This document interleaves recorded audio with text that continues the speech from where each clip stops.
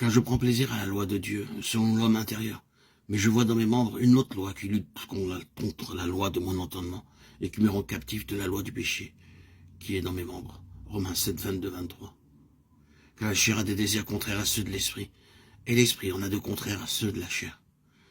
Ils sont opposés entre eux afin que vous ne fassiez point ce que vous voudriez. Galates 5, 17. C'est une lutte incessante. Il y a deux forces absolument contraires qui se disputent le cœur du croyant. Il y a deux natures, la nature divine et la nature charnelle, qui se livrent une bataille mortelle. Quelquefois, la nature spirituelle a la victoire.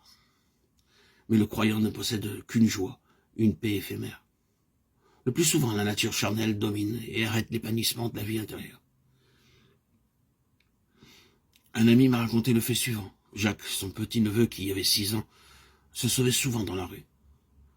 Sa mère menaçait de le punir s'il recommençait. La tentation se présenta bientôt. Jacques y céda. Quand il rentra, sa mère lui dit « Jacques, as-tu oublié que tu serais puni si tu me désobéissais ?»« Non, dit Jacques. Alors pourquoi t'es-tu sauvé ?»« Voilà ce qui est arrivé, maman. J'étais dans la rue, je pensais à ta défense. Il me semblait que Jésus me tirait par un bras et Satan par l'autre. Malheureusement, c'est Satan qui a tiré le plus fort. » Voilà l'expérience perpétuelle du chrétien charnel. Sa vie intérieure est pitoyable.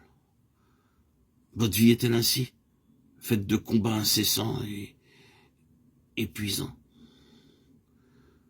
C'est une vie de fréquentes défaites, car je sais pas ce que je fais, je ne fais point ce que je veux, et je fais ce que je hais, Romains 7, 15. Car je ne fais pas le bien que je veux, je fais le mal que je ne veux pas, Romains 7, 19. Le chapitre 7 de l'Épître aux Romains est une biographie spirituelle, sans doute celle de Paul, à un moment donné de sa vie. Mais n'est-ce pas aussi la vôtre, la mienne? On y voit un homme qui s'efforce sincèrement de vivre une vie sainte. Cet homme subit de telles défaites qu'il pousse ce cri de désespoir. Misérable que je suis, qui me délivrera du corps de cette mort? Romains 7, 24. Qui d'entre nous n'a jamais dit cela? Au commencement d'une journée, d'une nouvelle année, nous avons pris de bonnes résolutions. Nous nous sommes promis de ne plus faire ceci ou de faire cela.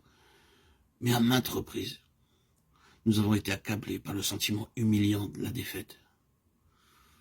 Nous n'avons pas fait ce que nous avions fermement l'intention de faire. Nous avons commis à nouveau des actes dont nous nous étions sérieusement repentis. Le souvenir de nos péchés et de nos manquements nous hante et nous prive de sommeil. Nous avons été de mauvaise humeur, orgueilleux, égoïstes, aussi souvent cette année que l'année dernière. Nous avons continué à négliger la lecture de la Bible et de la prière. Et nous n'avons pas, plus qu'autrefois, l'amour des âmes. Ce n'est pourtant pas que nous manquions de bonne volonté. Nous étions très sincères quand nous avons pris ces résolutions et nous avons bien l'intention de les tenir. Ce qui est bon, je le sais, n'habite pas en moi, c'est-à-dire dans ma chair. J'ai la volonté, mais non le pouvoir de faire le bien. Romains 7, 18. Tout chrétien peut être victorieux, s'il le veut.